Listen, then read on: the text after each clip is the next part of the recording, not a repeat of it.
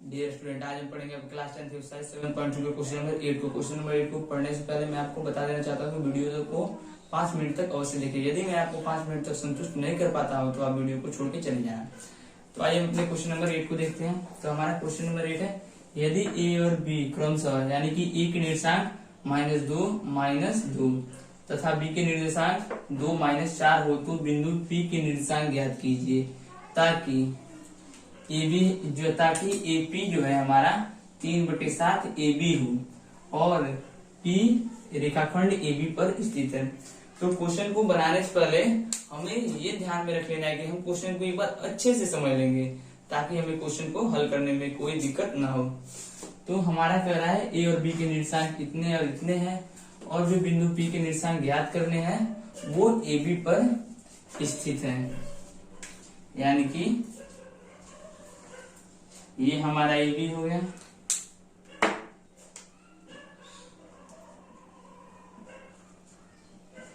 जिसके निर्देशांक -2, और 2, है, यानी कि ये हमारा A और B हो गया, जिसको मिलाने वाली रेखाखंड AB हो गई और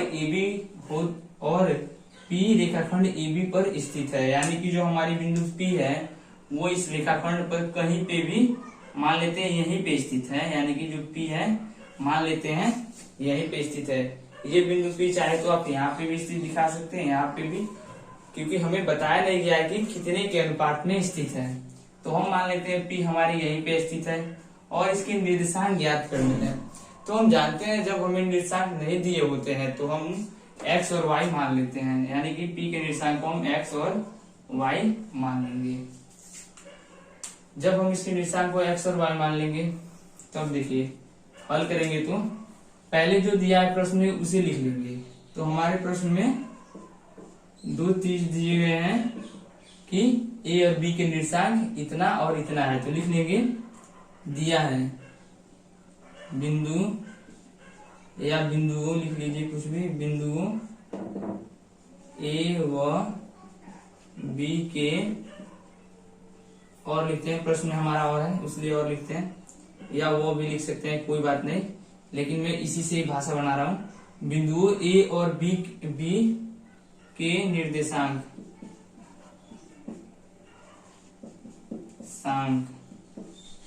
क्रमशः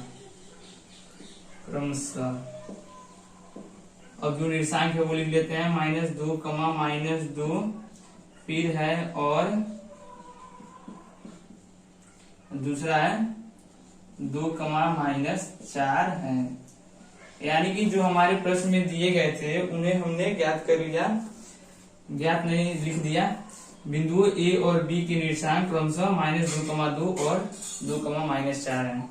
तो अब देख लीजिए, अब हमने अपने प्रश्न में एक और चीज किया कि हमें बिंदु P के निर्देशांक ज्ञात करने थे और हमने बिंदु P के निर्देशांक को x और y मान लिया, तो वो भी हम यहाँ पे लिख लेंगे। माना बिंदु P के निर्देशांक,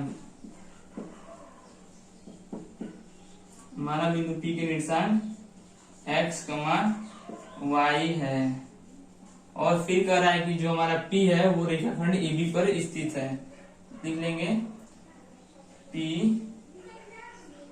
रेखाखंड AB पर स्थित है।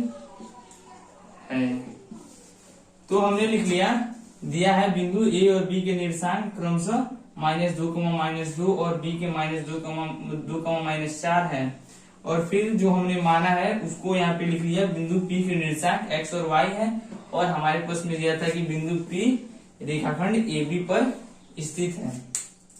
तो जब इतना हो गया तो अब हम अपने प्रश्न में देख रहे हैं कि हमें दिया है AP बराबर 3/7 AB, तो अब हम उसको लेके चलेंगे और उससे हम अपने अनुपात को निकालेंगे।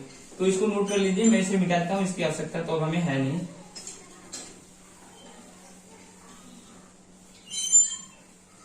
तो अब देखिए जो रिजल्ट दिया है हमारे प्रश्न में वो है, कह रहा है AP जो है वो बराबर है 3/7 ए बी लिख लेंगे, चूंकि ए पी बराबर 3/7 ए बी।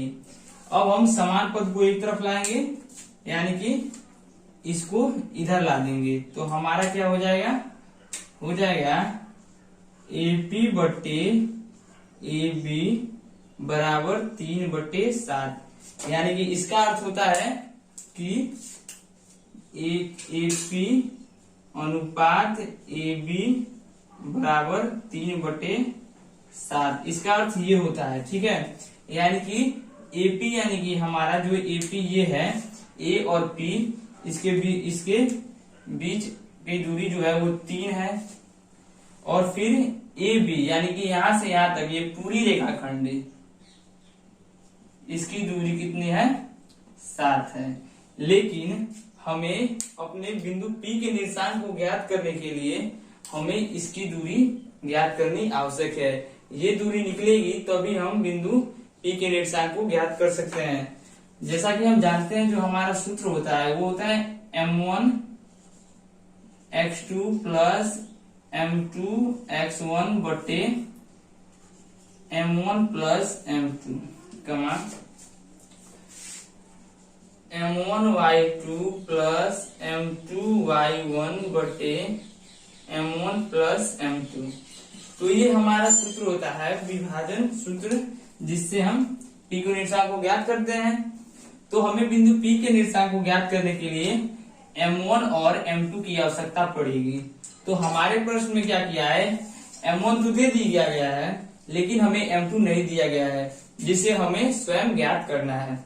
तो हम इसे ज्ञात कर लेंगे। बहुत से बच्चे ऐसे भी होंगे जो सोच रहे होंगे कि ये तो 3 दिया है और पूरे की तो 7 है ही, तो 7 में से 3 को हटा लेंगे तो ये 4 आ जाएगा।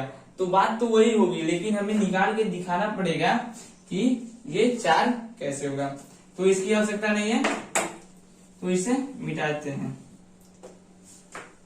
तो अब देखिए, तो अब हम एपी लिखेंगे, सेम वैसे लिखेंगे एपी बटे, अब हमें अपने पीबी की मान निकालनी है, ठीक है।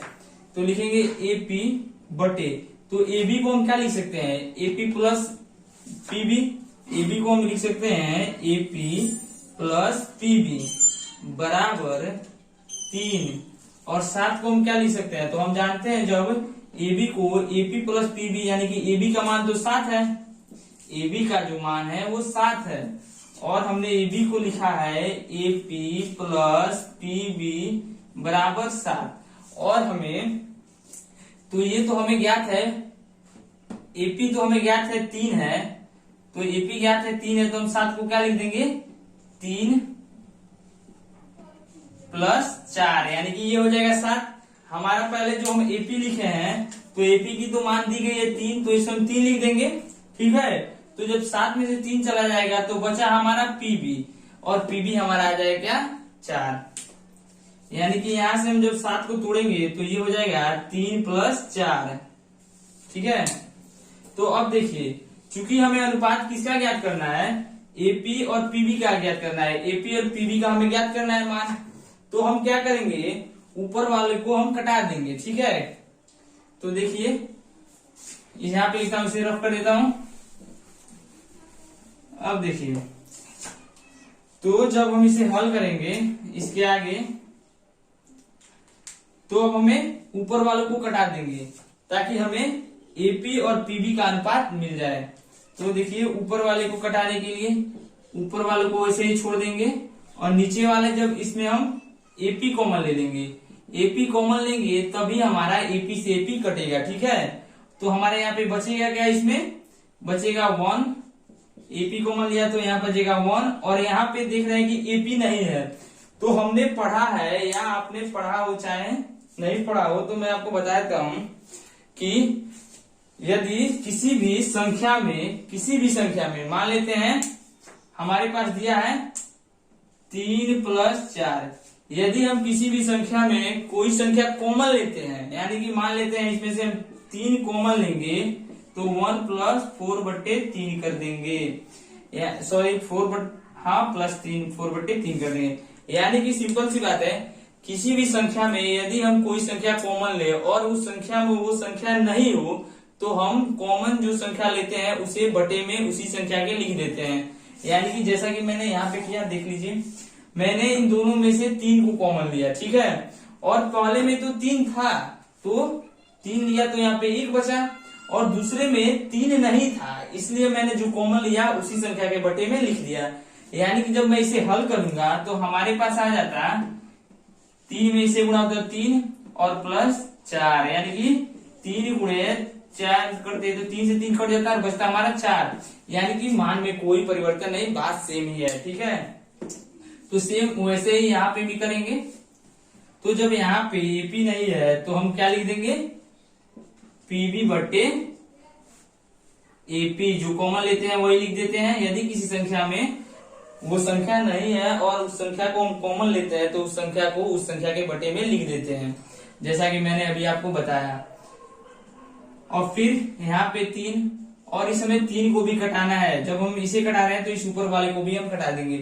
तो अब हम इसे कटाएंगे 3 को, तो इन दोनों में हम 3 को कॉमन लेंगे तभी हमारा 3 कटेगा, और यहाँ से कॉमन लेंगे तो हमारा 1 बचेगा, और प्लस यहाँ पे हमारा 4/3 हो जाएगा, जैसा कि मैंने नीचे बताया, ठीक है।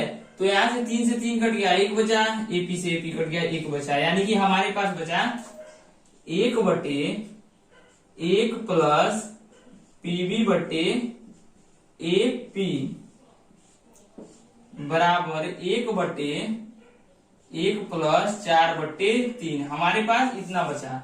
अब हम इसमें त्रियक गुणा करेंगे, यानी कि तिरछा तिरछी गुणा करेंगे।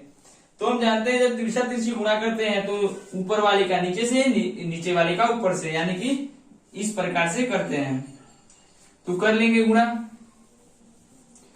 तो जब हम गुणा करेंगे तो ये आ जाएगा 1 प्लस पीबी बटे एपी बराबर 1 प्लस 4/3। 1 से 1 कट जाएगा। जब जानते हैं बराबर के दोनों तरफ समान आवेश वाली संख्याएं रहती है, यानी कि प्लस या माइनस वाली संख्याएं रहती है, तो यदि उनका समान आवेश हो तो कट जाता है, ठीक है। तो ये दोनों कट गया, दोनों तरफ धन चिन्ह थी, धन धन कट गया। अब हमारे यहाँ पे क्या बचा, उसको यहाँ पे लिखते हैं। अब हमारा बचा यहाँ पे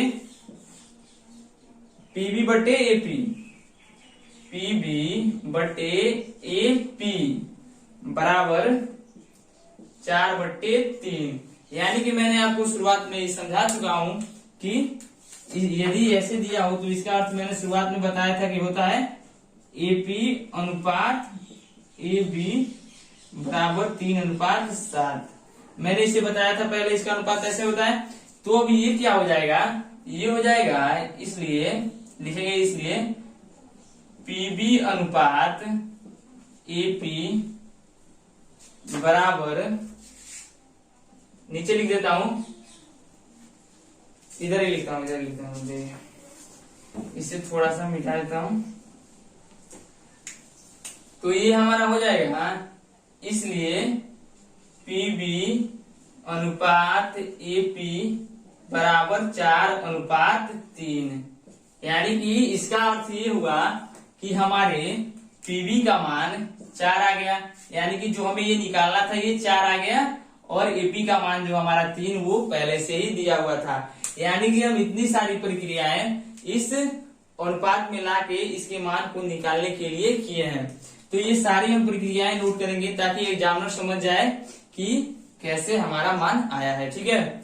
तो अब चलिए मैं इसको रफ कर देता हूं। अब हम अपने मान को ज्ञात करते हैं, यानी कि बिंदु पी के निर्देशांक को। इसे नोट कर लीजिएगा।